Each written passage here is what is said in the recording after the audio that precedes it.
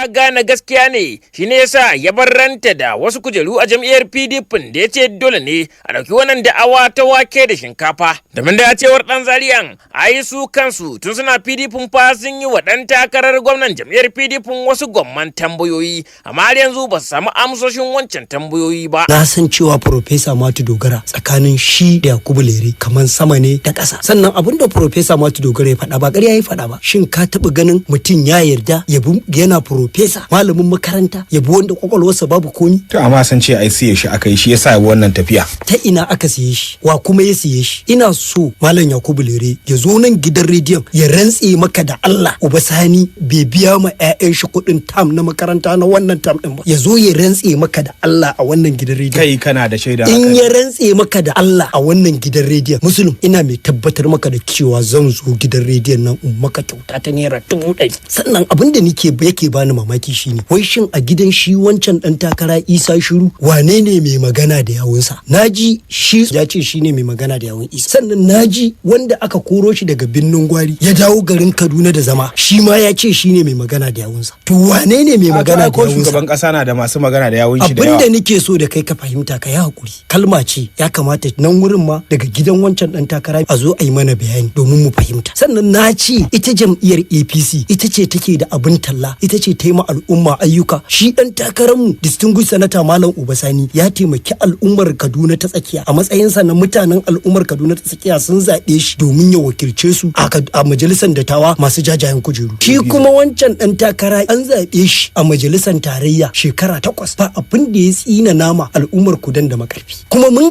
kalubalance shi akan a zo a gaya mana Malam Muslim Muhammad Yusuf shin da ya je majalisar dokoki na ƙasa menene ya amfanar da al'ummar yankin? Har yanzu waɗanda suke ikirarin su ne masu magana da yawunsa sun kasa zuwa su faɗa. Sannan na ce maka ka dawo kan maganar Profesa. Profesa ya yi littafi ne wanda a matsayinsa na Profesa akan mechanical engineer. Malam Uba Sani injiniya ne akan mechanical engineer. Profesa amma su suna cewa cin hanci ne aka bayar da cin hanci a ina aka bada cin hanci lokacin Profesa yana cikin jam'iyyar PDP kuma har yanzu Profesa yana cikin PDP ya kai shi ana suna magana yana kai jam'iyya ƙara ana rigima da shi saboda rashin sahihanci da ingancin shugabannin jam'iyyar. Kuma abin da su Profesa suka guda shi ya faru a cikin jam'iyyar PDP a jihar Kaduna shine an ɗauko an daina maganar jam'iyya an maida jam'iyyar ta zama kamfanin gidan wani. Kuma abin da suka guda din bai faru ba. Kuma Profesa Matu Dogaran nan shi fa a karamar hukumar Lere ya wuce Allah sarki. Yakubu Lere ka ce kai dan Lere ne, ina so ka je irin taron da Matu Dogare yayi a karamar hukumar Lere don Allah dan Annabi ko a gidanku ba za ka iya tara mutum 3 inda za su goya maka. Ya ce ya fi shi ma kusa da Uba Sani kaga in har bai bi shi ba kenan ta ya za a yi wani ya ga wannan dalilin ne ma ya sanya ka ji na zo na gaya maka kai dan jarida ka ce mishi ya zo nan gidan rediyon ya rantse da Allah da ya halicce shi. Ni na sha jin shi fa yana zuwa yana sukan Isa a gefe da a ce Ramalan Yara aka tsaida takara da yanzu jihar Kaduna ta dauki dimi. Hamza Aminu dan Zaria na jam'iyyar APC kenan a jihar Kaduna. Mu je ga kalaman Malam